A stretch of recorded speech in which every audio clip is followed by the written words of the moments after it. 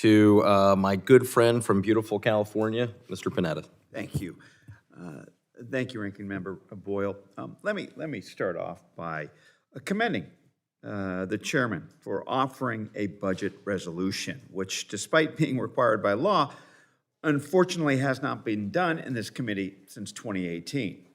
I believe that leaders on both sides have shirked this responsibility, but I am glad that the chairman is taking it on, even if it means opening the resolution to criticism.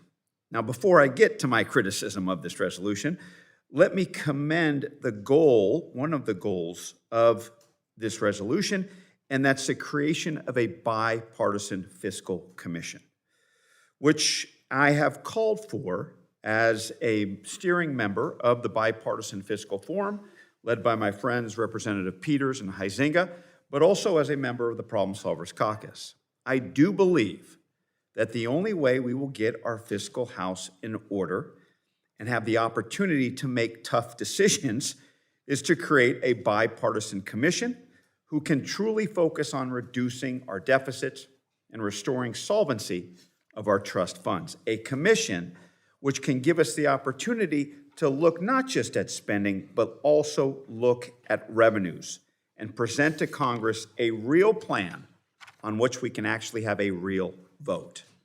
Now, that being said, of course I have concerns with the details of this resolution, especially the dramatic cuts that deviate from our budget agreement and the rosy assumptions made in order to preserve the tax cuts that largely benefit the wealthiest in our society.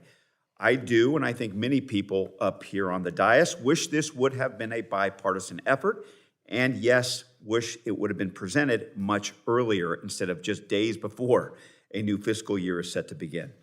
I'm very concerned with the cuts to our housing programs, wildfire response programs, and agricultural programs. Those will leave our economy weaker and our constituents worse off. I'm worried that these cuts will reduce funding for law enforcement, immigration services, and border security, and I'm very confused by the cuts to IRS funding, which will increase our deficits and make it harder to ensure all pay what they owe. I'm also disappointed that we're not seriously addressing tax revenues in this budget. Right now, the United States is one of the lowest ranking OECD countries in revenue collection. I know that raising revenue requires tough choices, and we need to work towards tax policies that encourage growth in our communities.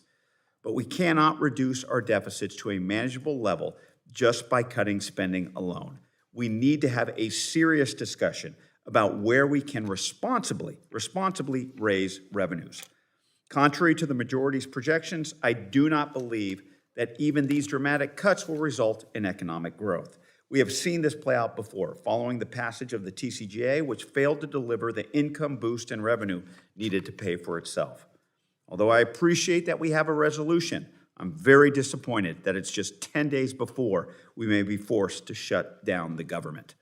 The current majority has failed to pass all but one appropriations bill and cannot even agree to even partisan spending bills.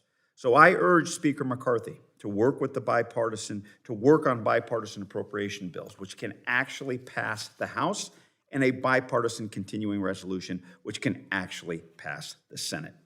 I'm hopeful that we can amend this resolution that reflects levels agreed to in the Fiscal Responsibility Act and move forward with a bipartisan product. With that, I yield back. First